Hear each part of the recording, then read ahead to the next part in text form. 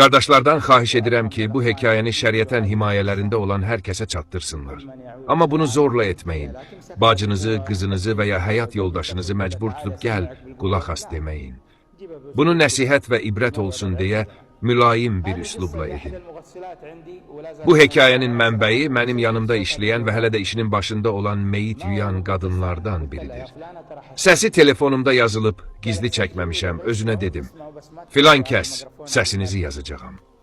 Dedi, yaz, kim istəyir eşitsin, amma mikrofona ictimai yayım üçün qoyma. Yəni, təsdiq istəyənlər üçün qeyd etdim. Qardaşlar, hekayə xəyal ediləcək şeydən daha qəribədir.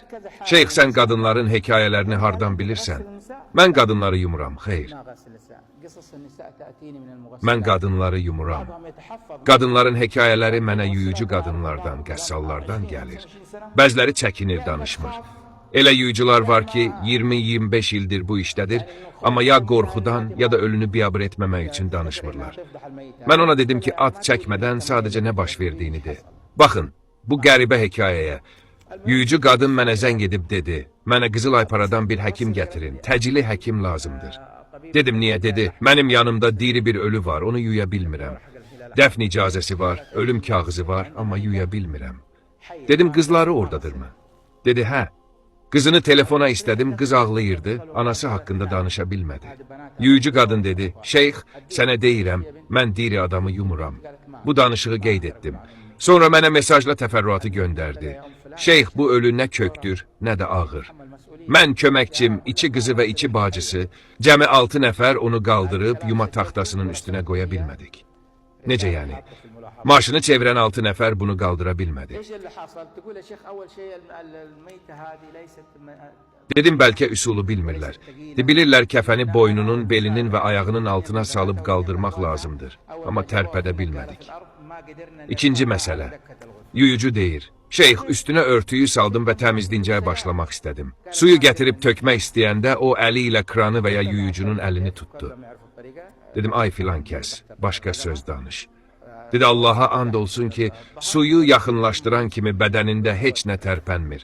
Ancaq əli qalxıb kranı tutur. Mən diri adamı yumaram, buraxın məni. Həkim gəldi, müayinə etdi və dedi, bu qadın tarixli və sənədli şəkildə ölüdür. Yuyucu dedi, mən onu yumuram.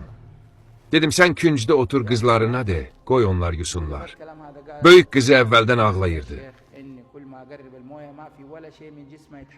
Anasını qaldıra bilmədiklərini görəndə dözmədi, gəlib yuyucunun yanına oturdu. Yuyucu soruşdu, anan nə edib? Hara gedir? Dostları kimdir? Hardan gəlir? Nə cavab gözləyirsiniz? Qız Məkkə ləhcəsi ilə dedi, sənin nəyinə lazımdır? Biz səni bura yummağa gətirmişik, istintaq aparmağa yox.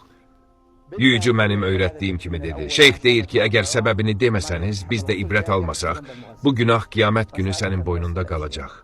Bu söz qıza təsir etdi. Dedi, səbəbini deyim, anam namaz qılır, oruç tutur, bizimlə yaxşıdır, hər şey yerindədir. Amma onda zərrə qədər noxud boyda bir xasiyyət var idi. Yuyucu soruşdu, o nədir? Dedi, anam. Söz gəzdirməyi, nəmmamlıq, qeybəti və ara vurmağı sevirdi. İş o yerə çatmışdı ki, dəvət olunmadığı toylara belə gedərdi. Bilirdi ki, Həlimə və Salihə o toydadır və aralarında problem var. Gedib Həliməyə deyirdi ki, Salihə sənin haqqında belə-belə dedi. Sonra Salihəyə gedib deyirdi ki, Həlimə sənin haqqında belə dedi. Məqsədi onları bir-birinə vurmaq idi. Evə qaydanda isə sevincdən zığlıq çalırdı, qışqırdı. Deyirdik, ana haramdır etmə. Deyirdi, sizin işiniz deyil. Biz ona kasetlər gətirdik, şeyxləri dinlətdirdik, amma xeyri olmadı.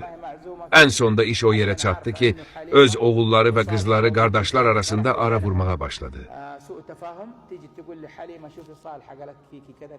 Məsələn, qızına deyirdi, bu gün toya gedirsən, atan sənə niyə 200 manatlıq paltar aldı, amma Xədicəyə 2000 manatlıq.